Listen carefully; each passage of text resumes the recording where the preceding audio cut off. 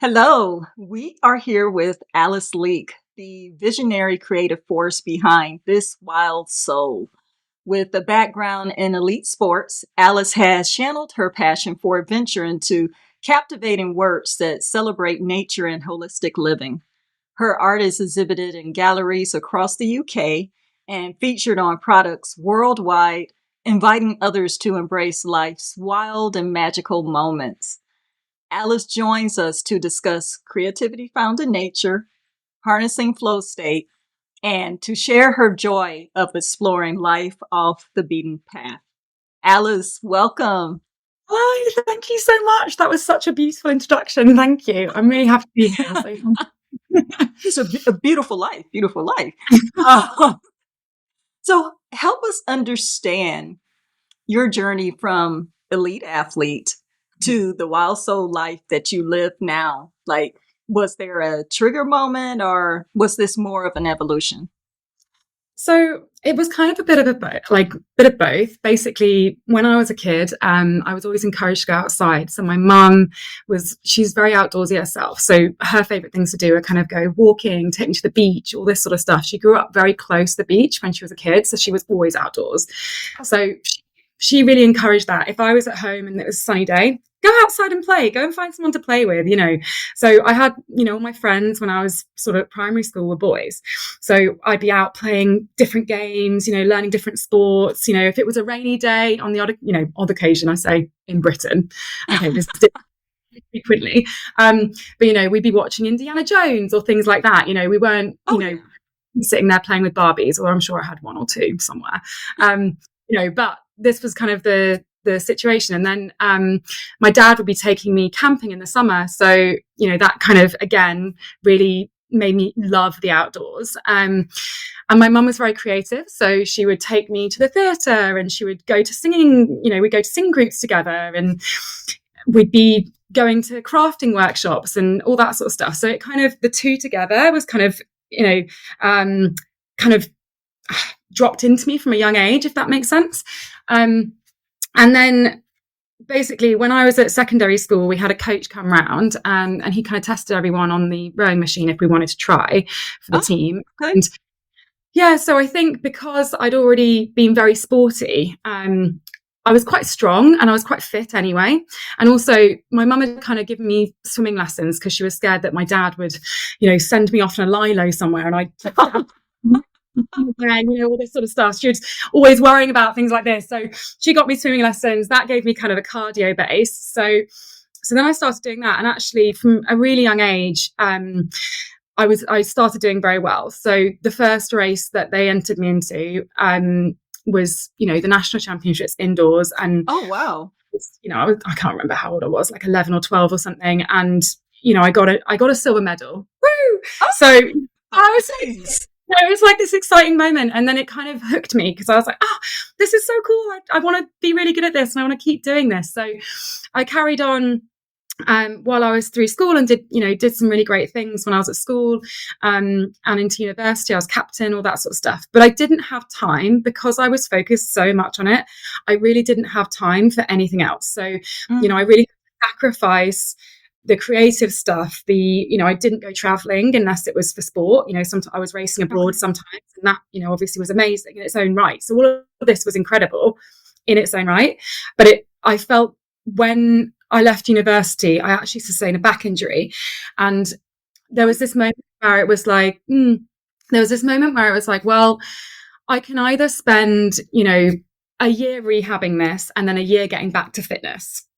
Okay. Or I can do the exciting things okay. that I haven't let myself do for a long time because I've not, I never used to let myself go on holiday because I didn't want to let myself lose fitness because, even taking 2 or 3 days off felt scary that I was going to lose fitness. I mean, it's a bit of a crazy, wow. Okay. But you do kind of get into that mindset where it's, you give everything to it and you don't, you're worried about getting injured. You don't want to distract anything from it.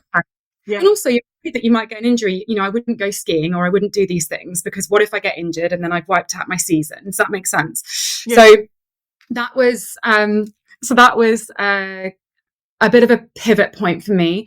And it was it was very, I'll be honest, it was a lot of my identity was wrapped up in rowing and being this, elite rower or whatever at the time. So it Mhm. was kind of this huge change for me. And I just really kind of thought, well, what's going to make me excited? What's going to get me excited and what sounds exciting? And I'd So that always, was that unintended break that came. yeah, Like I wasn't yeah, looking for it, but yeah. you're taking advantage of it. Yeah, Okay. absolutely.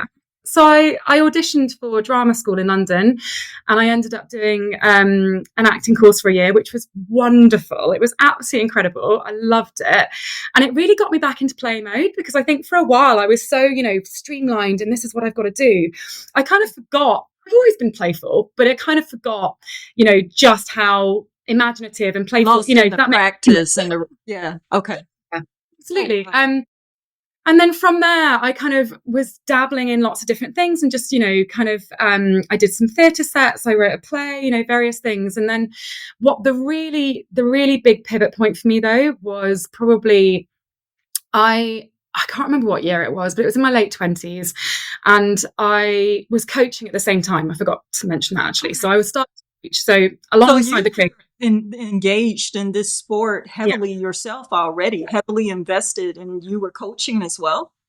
Yeah, so I Oh, started coaching. So once I coached, so I was like, right, I'm okay. going to start coaching. So that was my rowing fix, if that makes sense. And Yeah. then and then I had the creative stuff. So, and I was really enjoying. I was loving both. And it's also very fulfilling, bringing other athletes on and being in a team environment. I love it. I really do.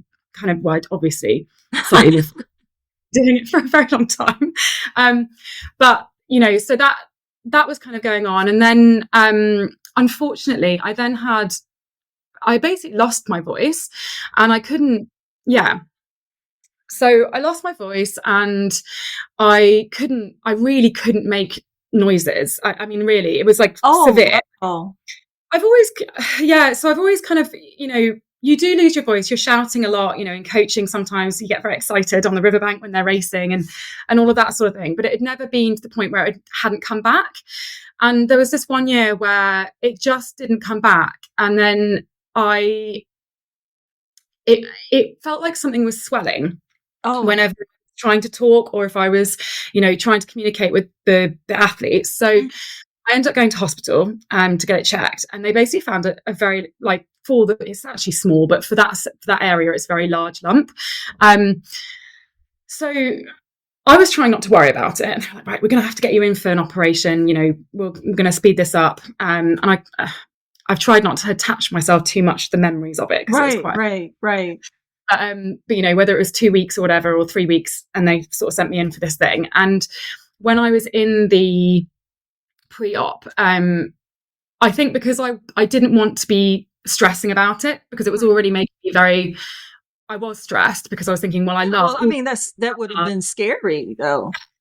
And it was very scary. It's all these things that I love. What if I can't talk again? All these things go through your mind, don't they? You Of always go to the course, work. of course.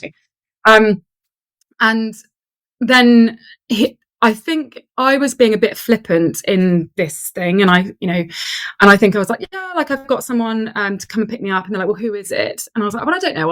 I'll figure it out. Don't worry. Um, and I think he just didn't think I was taking it seriously. To be fair, I don't think he'd think I was taking it seriously. I think I was just trying not to panic myself by Right, right. making it into this. But I think, and he was just sort of said, look, they're rushing you through because they think this is probably cancer. This you don't normally Oh, get lumps this large unless it is cancer. So you need to take this seriously. And obviously, what? And then obviously then I was taking it extremely seriously from so that you moment. swung from one to the Yeah.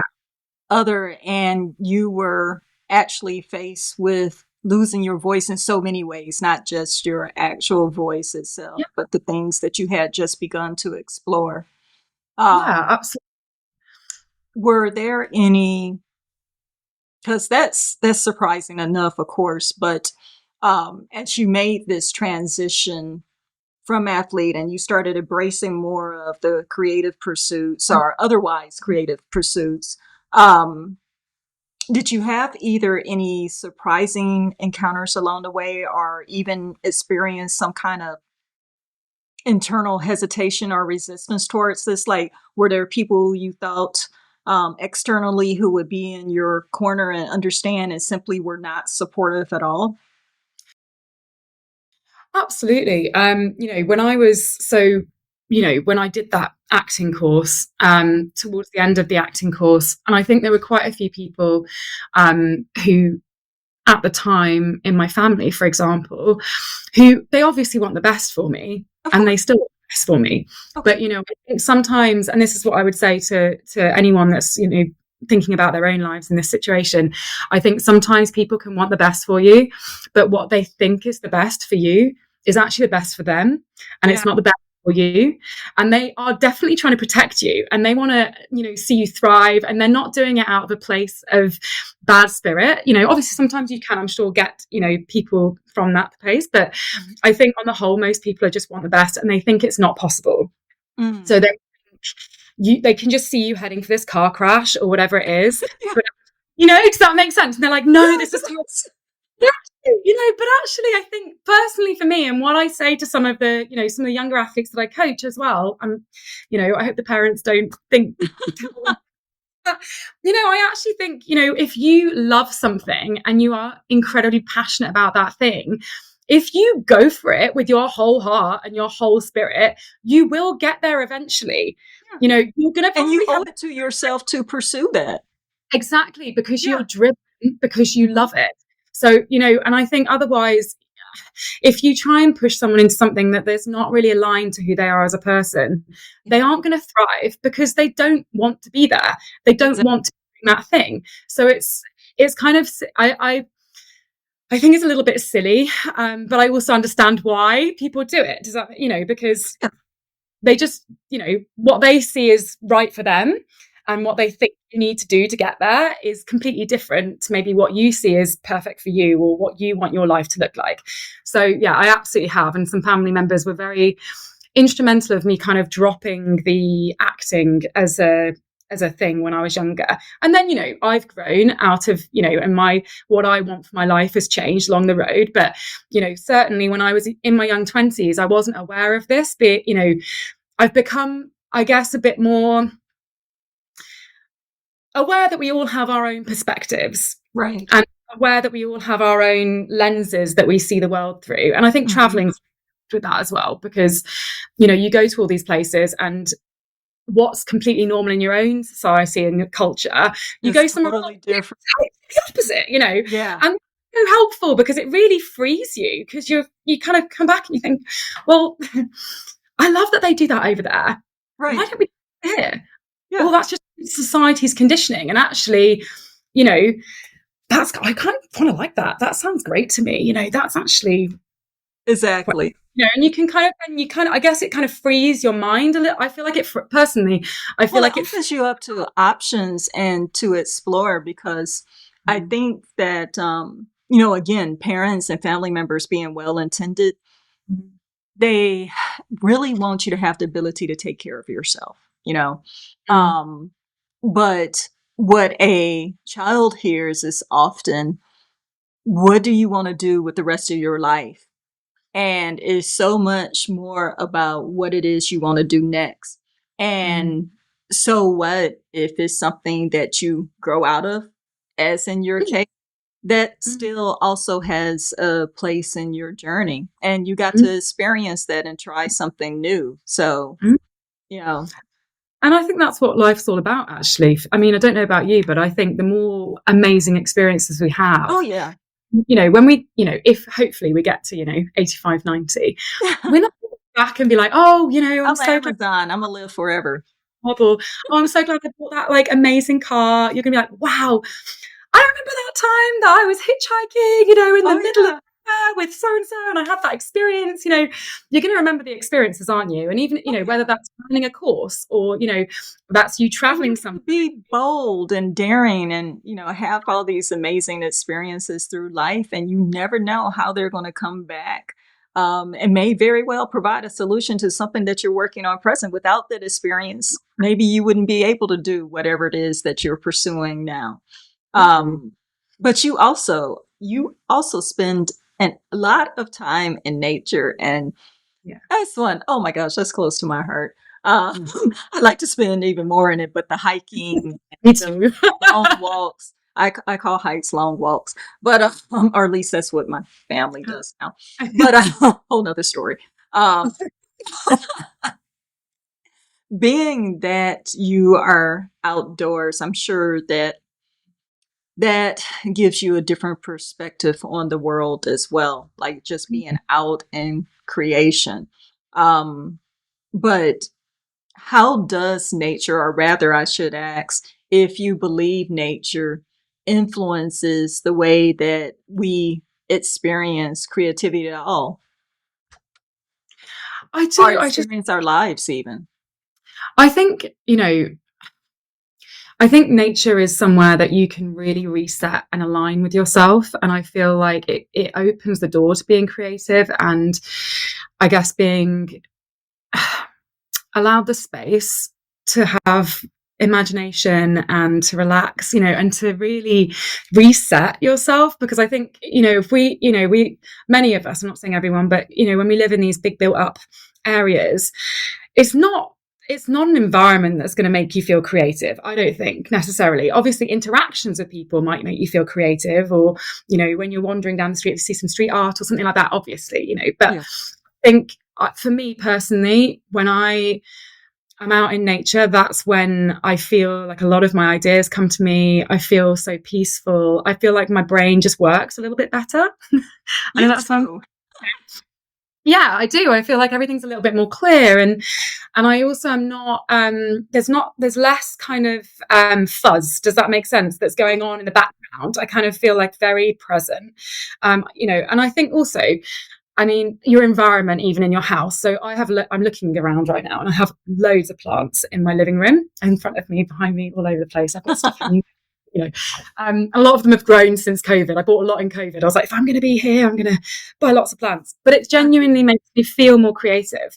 When I definitely feel like I can really get work done when I'm in an environment which is beautiful and also relaxing. And for me, those things come from nature, I think. So And I even don't know if science do that too, about the ability to grounding, walking through nature with, barefooted, being out in the fresh air. We have something called forest bathing, which I think is yeah. interesting. When I Yes. was Yeah. growing up, it was called go outside. Um, I mean, yeah. Yeah. how we package stuff. Forest bathing sounds lovely though, doesn't it? Just kind Yeah. of nice in the Uh, brain. but there's, much to be said about green spaces, not only about purifying air quality, but Yeah. I think it's easy to forget, especially in modern life, that we are nature also. So Yeah. connecting to Yeah. the world, the earth itself, that's what we were built to do anyway. And we've gotten so far away from that. Which I think is a real shame, Yeah. personally. I think the more we can reconnect with our actual selves, and also I think it teaches us respect for other species as well, because I think when we pitch ourselves that we're above everything and we're like this different category of being, obviously then we're not, it also means that you're looking at everything else being not as important as you, when actually personally think that it is. I think the animals are just as important as us, and nature and the wild spaces that we have are just as important as us. So I think that's also part of it as well, for me anyway. Yes. But I mean, thinking about mentioning forest bathing during COVID, I started walking every day, and I was walking in the forest every single day. I got into a real habit of it, because I was like, I have to get outside somehow. I'm not allowed to mix with other people, unless they're in our bubble. It was over here, we had bubbles. So I was like, right, I'm going to go out and I'm going to go walking every day. And I stick my my earpods in, maybe listen to an amazing podcast, inspiring podcast, a bit like this one, or, some music, or I just sit there and, just literally take in the sounds of the forest. Yeah. And it was so healthy and peaceful. And and I got so much from it. I wish I did it every single day now. I'm not as good, I have to be honest, because there's so much more. It's hard, isn't it? But I really wish that I could do it every day still. But and I found my creativity was just growing. Yeah.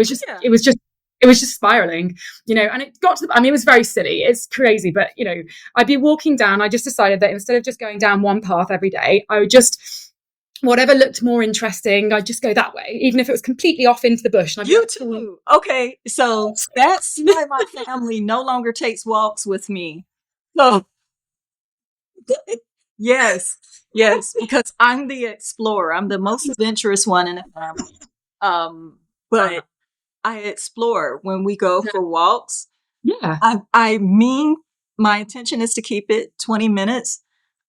I truthful. I plan to keep it on 20 minutes, but if I see something, then okay, 2 hours. That's what it's going to take. So it's yeah, almost like getting you back into play, isn't it? It's like getting you yeah, back. You're in the present moment instead of just being like, I'm going to walk down the same path every time. You get back into that kind of instincts and you're present. You think, oh, that looks so wonderful. And if you see or hear or you explore. smell something, you go in that direction, and it's, Yes, yeah. yeah. Um, Across some wonderful sites like ruins that we wouldn't have known were yeah. there. Abandoned, like um, what is it? Groups of just animals. We've seen foxes on the trail. I've had a deer with huge antlers. I kid you not. As soon as I crossed the bridge, and I don't know how something this huge could not make any sound, but I remember I crossed the bridge, and as soon as my foot was off it, I felt this gush of wind right behind me. And I looked, and then I heard it. This massive deer, which with huge antlers. I was like, "Oh my gosh!" But absolutely beautiful. So He didn't, he was just kind of looking at you like, yeah, must have. Thank God it was a deer. But yeah, they don't go with me anymore. But I mean, I had a few friends that did the same thing. I was like, but this is the way. And they, and they're rowing friends, they're very tall. And they were like, we're in but the middle there's of value. I know, this is really fun, Yeah. right? Yeah, that's why we value, going off the beaten path. We value the road less traveled, but we get to experience it literally and bring back some of that at least back into our everyday lives when we leave that space. So in spite of, in relation with that, in spite of nature's obvious ecosystems and patterns, do you believe that nature can also be a blank canvas?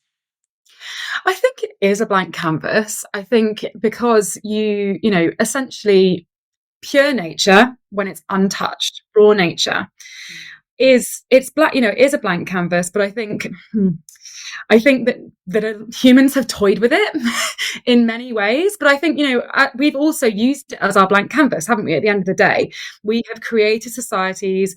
We've used nature in every way. Everything that we own is at some point, from nature. Even, I mean, chemicals, all that sort of stuff. It is from, we can't create things that aren't there already, really, apart from maybe atoms, you know what I mean? So, but, Yeah, I gotcha. but so I think it is a blank canvas and we are able to use it as a blank canvas. I wish that maybe we didn't use it as a blank canvas as much as maybe we do, but I wish we kind of just leave it as that blank canvas. But yeah. Yeah, it provides many spaces. Yeah. Yeah. Like biomimicry, we draw so much from that as well. But maybe the canvas aspect of it is to be drawing what's natural, what should be natural for each one of us. Maybe making that come back to the Yeah. surface, reemerge in some way, or just simple moments of creativity that there's no way you can experience them, or at least not experience them in that way in the built environment, which I believe you were touching on earlier. Yeah. Yeah. Yeah. Absolutely. You have so many projects underway. Oh my gosh, you have the children's books, you are training athletes, you're leading travel adventure tours, and regular exhibits around the world. Have you identified any common threads that run through your complete body of work? Well, I realize we have talked a lot about nature. It's nature. It is nature. So, even I coach. I love being outdoors. I'm on the river all day. That's a big part of it. There's lots of reasons, but that's a big part. With the children's book, it is based on a little girl, and she basically goes on an adventure to save her friend, and the animals help her Oh, along the way. So yeah, that's the book that I'm working on at the moment.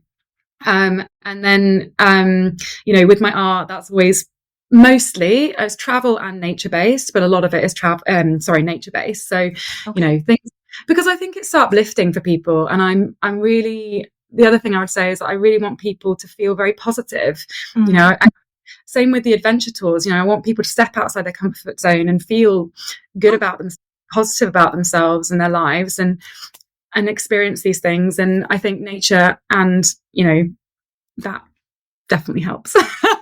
So yeah, your just a question. little bit. Just a little Yeah. bit. So yeah, It's nature. Yeah. yeah. I And think that's one of the things that I like love about you because, and I'm sure our listeners and viewers are picking up on this. You have, you are living such a well integrated life, well aligned. And that doesn't mean there haven't been challenges and that you still don't face challenges and at moments perhaps feel pulled between one interest or one goal or another. But mm, to live in such a way um, where every day you wake up and you experience and you know that you fit within the scope of your life and to be mm, able to fully occupy your existence, that is such an amazing blessing and an amazing journey equally to get to that point. So I'm happy to have your insight. Being that you are obviously multi passionate and multidisciplined as well. Um, what structure or routines have mm. you put in place that allow you to better shape Mm. um, your life or maximize your day? So I'll be honest. Routine is a struggle because every day is quite different, and obviously everything's, there's so many different moving parts. So I wish I had a set routine, But but you had it's so much of it early on, though, so this is a good transition. exactly. Um, so what I actually do is, and in order to make sure that I am productive and I do get through things, and I very much goal set. So I goal set. I have an idea of what I want to be doing and achieving in these different areas. So normally, I'll have. I use Notion. I use Miro. I don't know if Mhm. you. Your listeners have heard of these things. They're amazing tools. I'd highly recommend them. Things like Trello, and then I have different boards or pages for different things. So I've got, my rowing one, I've got my art, I've got my children's book, I've got the adventure travel and the travel organization and stuff like that. So Okay. everything is kind of separated. And then I have an overall one for where I'm heading myself, does that Yeah. make sense? So I can track everything and then where I need to move and what I need to focus on for different months or what I'm doing different week on week. And I really try and kind of plan it out like that. And I think that's very important because I think it's otherwise you get a bit lost. I would definitely get a bit lost, and I don't think I would achieve things. And I think that's actually a structure that's come in from being an athlete because I was always on a training program, and you always had these long-term, short-term, mid-term goals, and so you always knew where you needed to be, and then it was like, right, well, the training program has to come back from that. And I've kind of taken that skill and I've been like, right, this is what I want to achieve. Okay, let's take the steps backwards that are going to happen in order to make that happen. So, and sometimes it takes a bit Carried longer. over then. Yeah, That carried over.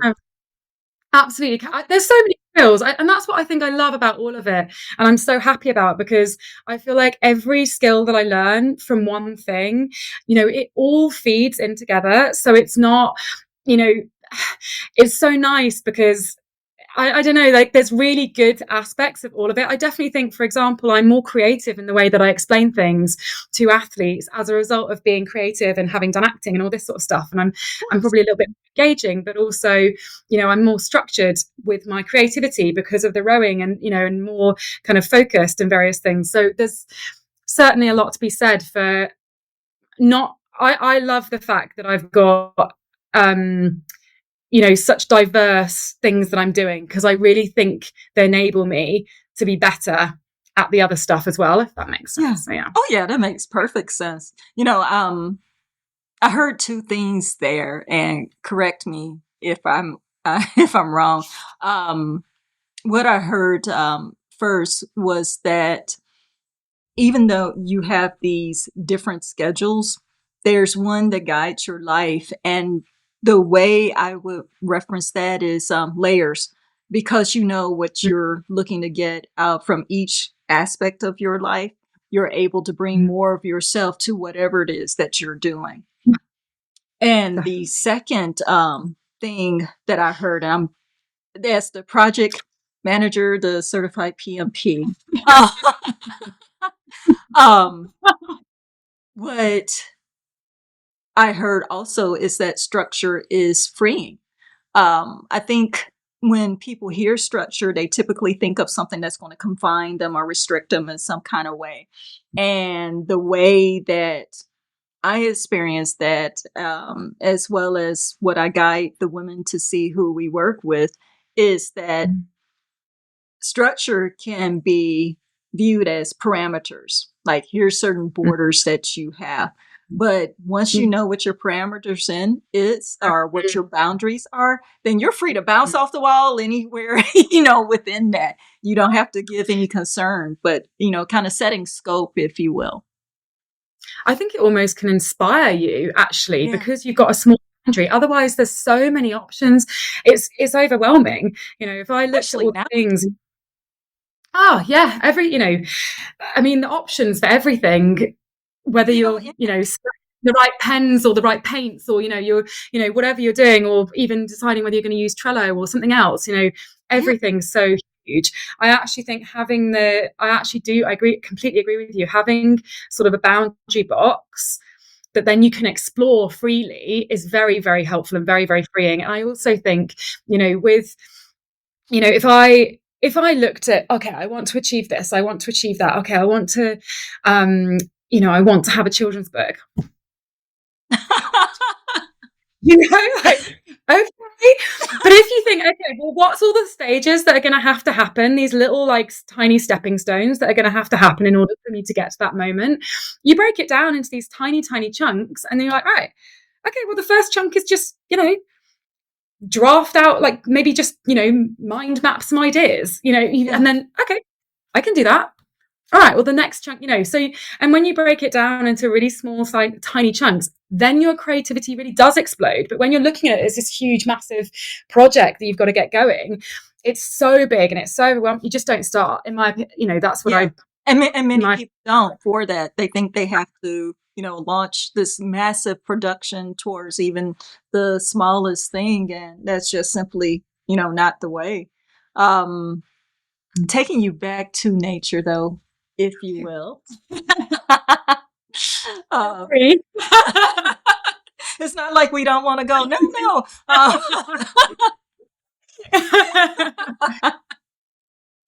So when we're hiking, um, it's actually a common experience to kind of lose track of time, or to eventually hit a point where time seems like it's standing still.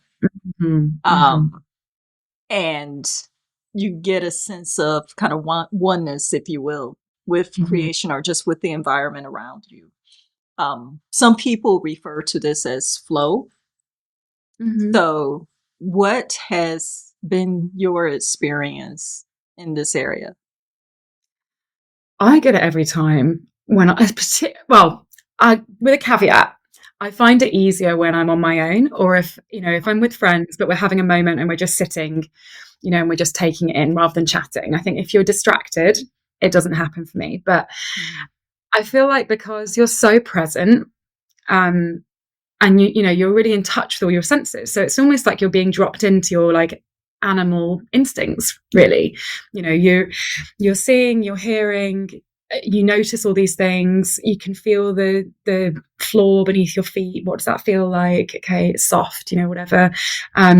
You're listening to the birds, or the crickets, or whatever it is. And yeah, so you do. And I think for a brief moment, I don't know about you, but for a brief moment, I almost forget that I'm human. Or I just don't forget. I forget about myself. Maybe that's a better way of saying it. Right. Because I'm so present, I just am experiencing it.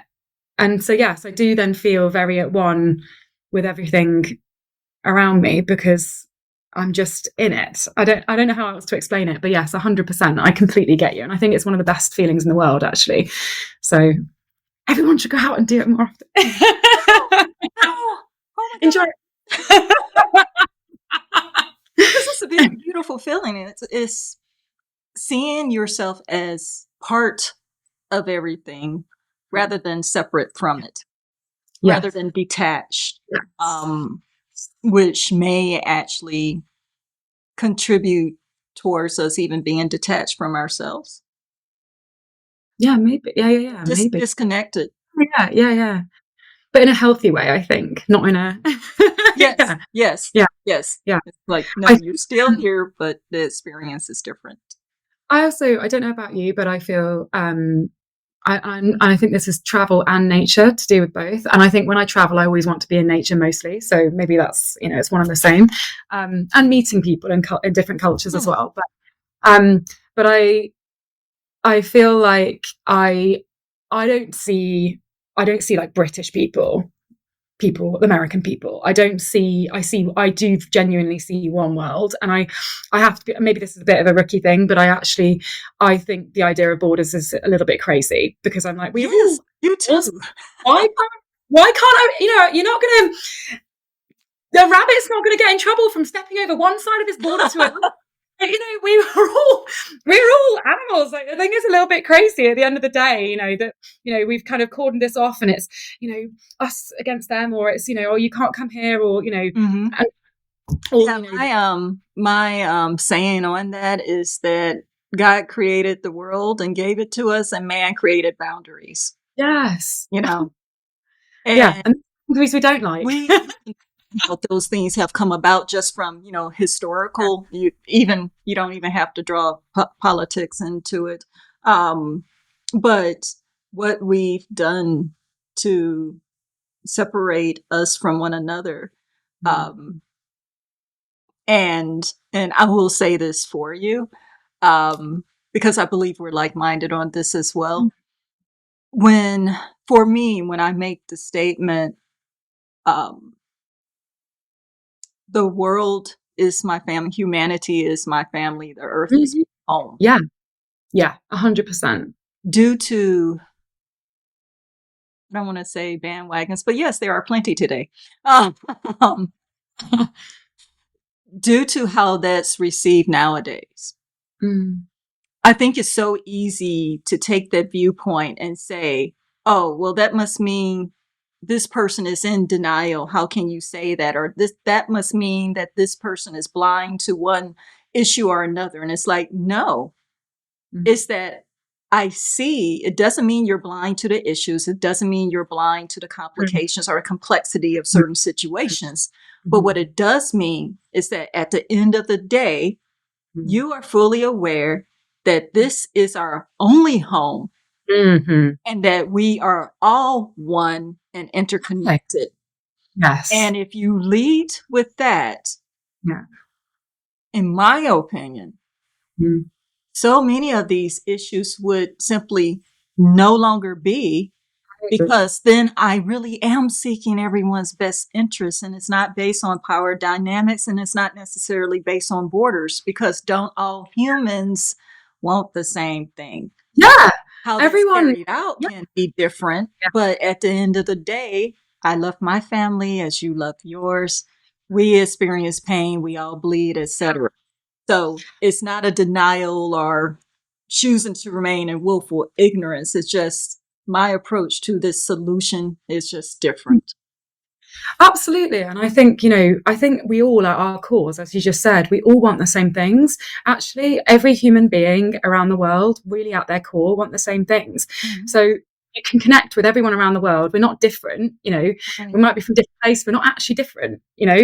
I find that whole concept very strange because it's like, well, we all feel empathy, we all feel these things, Yeah.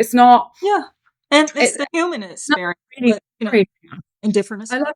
So, there's a wonderful, I don't know if you've seen, there's a wonderful little short story called The Egg. And I think it's written by the same, I can't remember his name, but it's written by the same guy that wrote The Martian. Um, but he basically talks about how, you come back as every time you come back, and you come back of every single thing throughout time. And you're all just the same person, that you just come back and come back and come back. It's just a nice little story, but you learn how to be every type of person. Does that make sense? okay. And I just thought it was I think it's a lovely story, actually. I think it's a really lovely way of thinking Check about it out. it is. It's love. Yeah. It's lovely.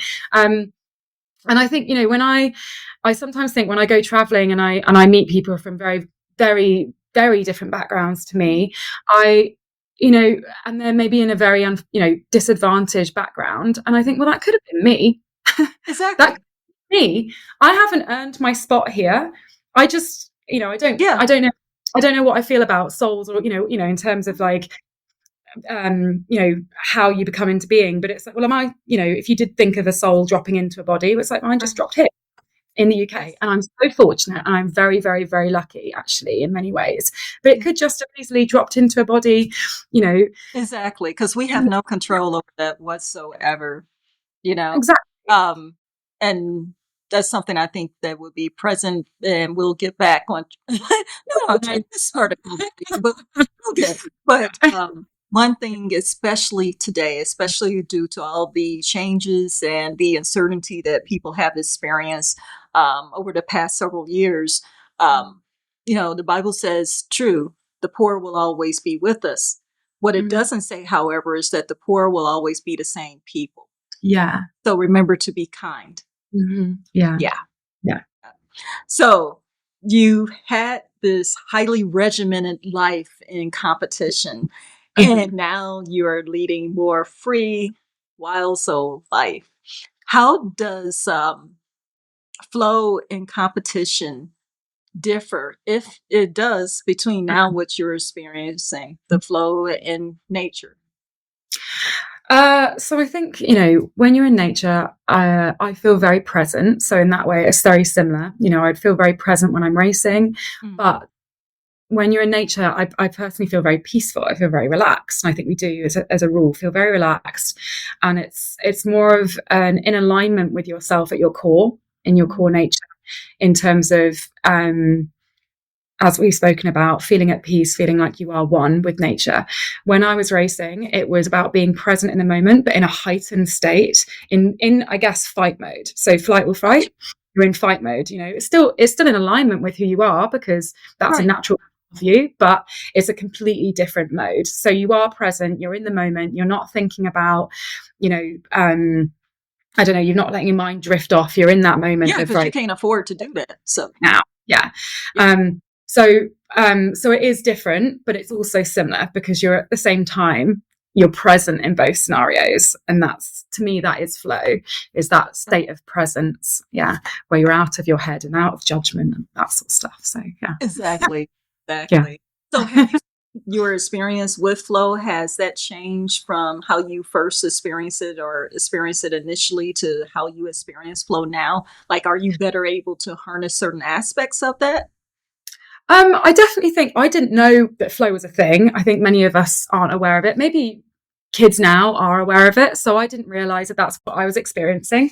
Um, and then I sort of learned about it in my young mid 20s, and then I was like, this is actually what I do when I'm really, like, performing well, whatever it is, whether it's in art, whether it's, when I was acting in the moment, getting into the moment in acting, or whether it was, performing, racing really well, or doing these things, those moments where it's been, when I felt like I was at the top of my game, in that moment, not in terms of everyone else, but just for me, when I was doing my best, it's when I've been in that present moment, completely out of my head, completely in flow, and just, it's always, because it always just comes. It's like, that's, I guess, maybe why they say it's flow, because it flows out of you. It's like whatever it is just flowing out. You're not having to work for it.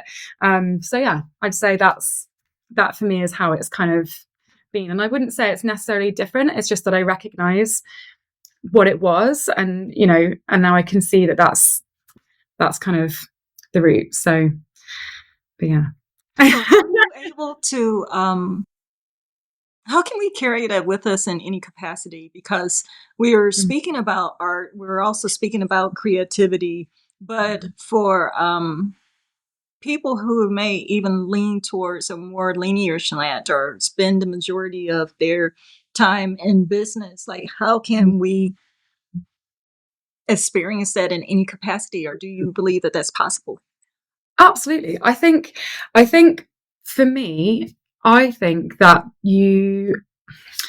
because I do think it is presence, and you being able to not be in judgment of yourself, and you're letting what you do come out without interfering almost. And I think that's quite hard.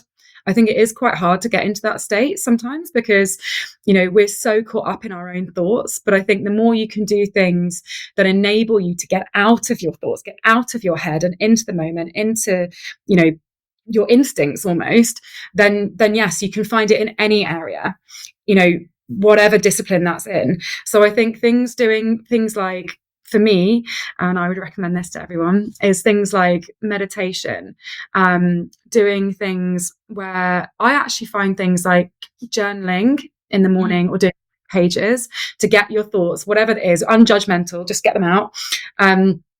And then also things, I'm a big believer in things like gratefulness and practices and things like positive affirmations. And I do think, I've had some times where I've felt a lot of self-doubt, and I've had imposter syndrome and various things. But the way that I've kind of, I guess, I almost try and coach myself. Yeah. So right, okay, right, I'm aware that this is a thing. So what do I need to do? So these are the practices that I then, really dig in on in order to get my mind back into a positive, like, I can do attitude.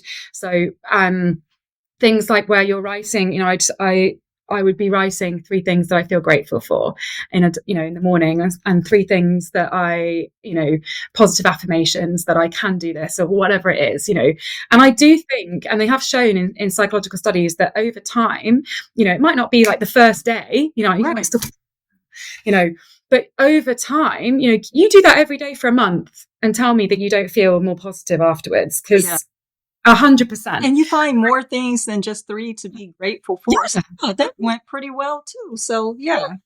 And then when you miss the train, instead of being like, oh, I missed the train, you think, oh no, I can go and get coffee. I don't know.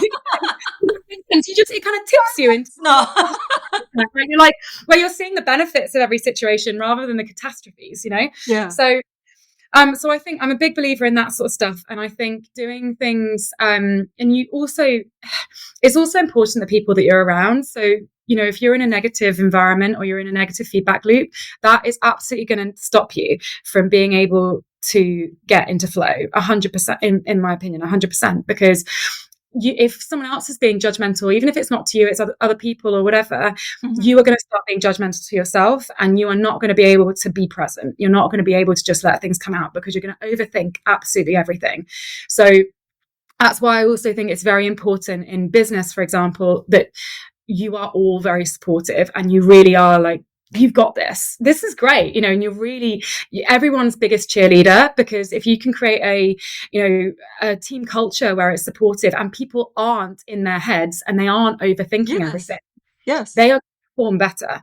So it's you personally, you as a team, it's so important, I think. So no doubt, because you create a culture, and it's so amazing to have one where people know they can come and be and perform at their highest, and know what their scope of work is, but also, more important, they have bought into whatever the vision is, the vision for the company, vision for that project. No matter how big or small their role is, they know how they fit. They're a part of it. Yeah. and they don't feel the sense of, that fear of failure. Like, I can't get this wrong because I'm going to get in trouble if I get something wrong. There has to be this almost space to experiment and play, even in a business setting. I would say in any situation, there has to be that almost, you're able to be a bit more creative, and people will listen, and they don't judge you for coming up with ideas outside the box, which sounds great, but you'd be surprised, how many environments don't promote this as a culture, even with the kids that I coach, quite often, if they're stuck in their heads, I'll be thinking, or that even the adults, just see it as play, guys, don't worry.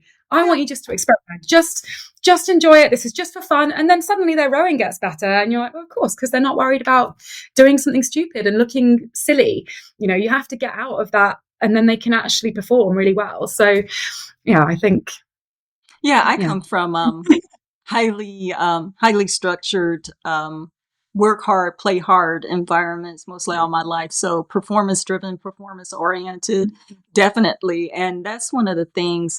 But also, as from when I took a hiatus in business a few years ago, some kind of way came up with writing, which was totally unexpected because being an author was nowhere on my list anywhere.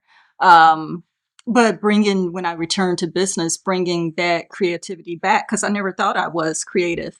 And so since then, I've been more freer, giving myself more margin, and I definitely see the value of it. But even this Create series, I have learned so much from the women, including yourself, that we've had the honor of interviewing, about how easily they deconstruct, they literally toss, break down to make something better, or just walk away from projects that don't serve them or that they know are not going to turn out, and they don't carry it with them. They don't see it as a loss. They either rework the materials if that's what they're working with, or they just chalk it up. Well, if this one wasn't work out, and go on to another. And that's something that, of course, there are different implications or ramifications with that outcome in business, especially the larger that you've scaled to. But the principle of being able to experiment, incorporate flexibility, to leave margin for error, that's something that we definitely can apply and would benefit us if we embraced. Definitely, 100%.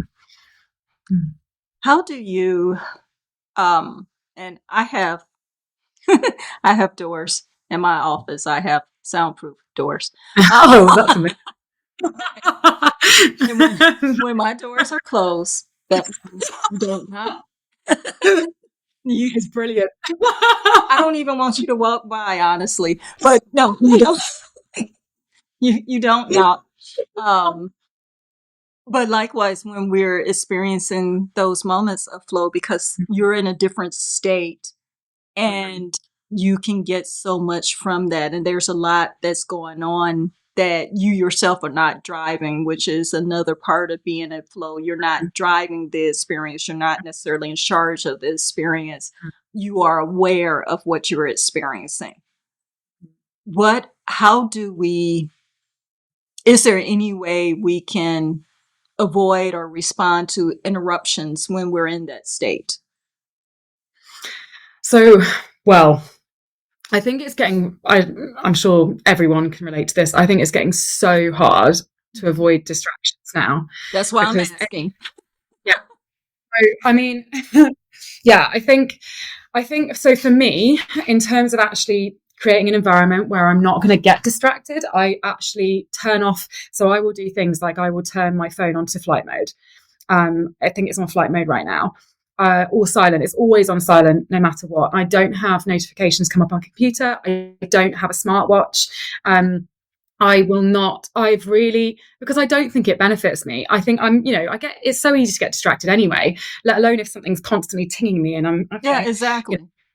Terrible, in my opinion. I really don't. I think that's not a good thing for mental health, actually. I think it's creating people that are a little bit more ADHD almost, because I can see that. Yeah, so I would do things like that. I also, I will I put on some like very relaxing music. I've got some beautiful lighting in here, and I have lots, obviously I spoke about this, having lots of plants. I have a really nice environment where I work, and that helps me relax. So when I've not got those things going on and I don't have all these distractions in the moment, these things help me. I might even sometimes I put on, some essential oils, and I have a particular combination that makes me feel like, okay, this is work mode. um, you know, um, and then things like that. And I also sometimes, if I really need to, I actually in 2020 I actually saw a naturopath for to optimize my health. And I started researching quite a lot as well about nootropics and various things too, and like things that would help you, almost biohack yourself. So I don't know if Mm-hmm. people, you may think, oh, but No. I found that things like, there are certain natural herbs or supplements that help me concentrate and focus. So if I know that I've got to have a very focused day and I want to get loads done, then I might have a little bit of L-theanine and lemon balm, or a little bit of lion's mane, or Okay. I don't take them all at once, but there are certain things. There's also Rhodelia and Bacopimonary, I think, or Oh, Rhodiola and okay. I'm not saying the names. But yeah, but they, these things are all, and I do find they really help me focus actually, because I don't know. Obviously, I don't know why, but they do. Even if it's a placebo, I'm down. Any whatever. Hit me with it. That's okay. But if I do get distracted, if something happens and I do get distracted, then I make sure I write down my list. So I note down what I need to go back to straight afterwards. So that then as soon as that distraction's gone and I can end that and I can put that down, then I can go back to what I was doing and get back into the mode, even if that's writing down like exactly where I left off. So, if I Gotcha. was writing, for example, then, where was my brain going? And then I'll go and answer the door, or, answer the phone, and, whatever. So those sort of things. I know I touched on that, but even things like, I think sometimes even leaving your phone in another room really helps me, Mm-hmm. because even though it's on flight mode, if I have a moment where my mind wanders and I'm like, oh, I'll just check my emails, and it's like, no, then it's like half an hour. Oh, and then something pops up and I'm like, oh, I'm just going to check Instagram. It's terrible. So no. So it's like, the more, if I really need to get some stuff done, put it in another room, and then I don't even get tempted. And I personally think that's one of the best ways, because otherwise, and set times to check your emails. Don't Yeah. try not to do it in the morning and last thing at night, because also you're not going to go to sleep if you suddenly get an email that you need to answer, and stuff like that, which I'm terrible for. And I do this, but when I've got lots to get done, I really hone in on these things. So I'm not perfect. I don't do this all the time. Sometimes I completely do the opposite and I'm terrible and I'm very distracted. Yeah, but at least you You set the know, environment for it. Really, but I do, when I know that I need to get stuff done, like I really think, okay, right, I'm going to start doing these things. This needs to go in that room. I need to sit down. I need to have a clear desk. Things that aren't distracting me all around. If same living room is messy or Gotcha. the workspace is messy, no way. I'm not going to get stuff done. So yeah, so that's what I would. That's I hope helpful. that's helpful. That's helpful. Yeah, because I mean, so much goes into you can create the environment, so that's awesome. What is if there was one thing you wish people knew um, about living a life of creativity, what would that be? I was trying to think about this because, and I think business skills are really essential for people. And I don't think I realized this young enough. And I had to start developing my business skills and learning new things. But I think the earlier you can do that, the better. But I think sometimes people think, oh, I'm going to be this creative. And also I think people that aren't creative see creatives as, it's not a real job. Like you don't do, or, My whatever. But perception, it is. but actually, creatives and all the creatives I know are very, the successful ones have had to really hone in on their business skills. And you don't just have to, you're not just doing one job. I'd say creativity is maybe 40%. I'm being creative 40% of the time, and 60% of the time I'm having to do admin. I'm having to set proposal or like pitch things or do, try and figure out SEO for my website, doing stuff. So, or for marketing things, you're kind of looking at stuff all the time and learning stuff, new skills, because things are changing the way that, the Drastic. internet, everything's having to change all the time. You have to keep up. So Yeah. I actually think people don't necessarily realize that. And maybe when they start out, they think, oh, I'll just create loads and loads and loads of work and then it will go well. But actually, If you you build kind of, it, they will come. and also They like will things like not. project management, stuff like that, all these skills, they're, it's actually, I'm just going to put out there, guys, if you hire a creative and they're doing this stuff, you get a full package, That's you know? So I don't know, but so that would be my one thing for people if they're the kind of at the business start, skills. get in there with the business skills now, start learning as soon as you can. Yeah. um What's next on the agenda for you? Not like this isn't enough, but what's next? At the moment, I'm obviously writing this children's book, so I want to get that done. I need to do some illustrations for that as well, so that's kind of on the agenda. And then I'm also at the moment building a portfolio of travel photography, which is stuff from my adventure, which I haven't really shown. And it's because I've come up with a creative eye, like it's kind of fine art. So I'm kind of building that. And then also I'm looking at doing pattern design as well. So I'm kind of building illustration things. And so that's kind of on the agenda at the moment for me. So that's probably going to keep me occupied for quite a substantial part of this year. And then hopefully some more travel tours that I'm going to be leading, adventure travel tours, potentially in Costa Rica later in the year, but we'll see.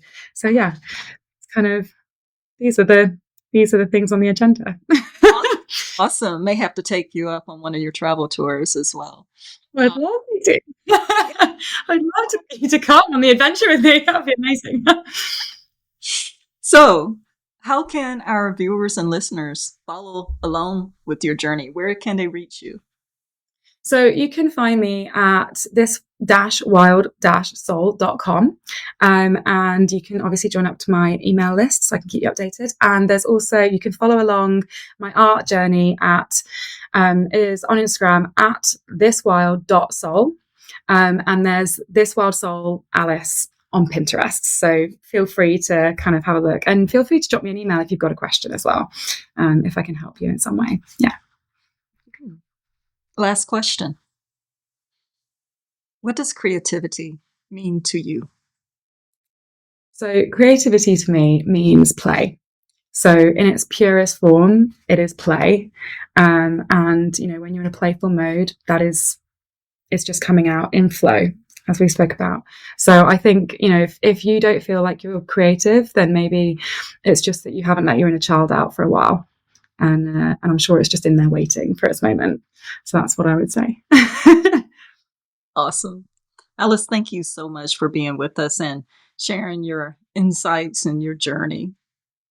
Thank you so much for having me. It's been wonderful. So honestly, I've really enjoyed it. So thank you. And to you, our viewers and listeners, we hope you have tremendously enjoyed today's segment as well. We hope that you've maybe even accept the invitation to get outside, to get in nature, to give it another chance, and to see how it piques your creativity too, how it draws something out of you that maybe has been dormant for quite some time, but has just as much value and meaning to you today. So we look forward to your feedback, as we do with any segment on this one or our Complete Create series. Once again, I am Chris Vaughn, and this is In Her Company.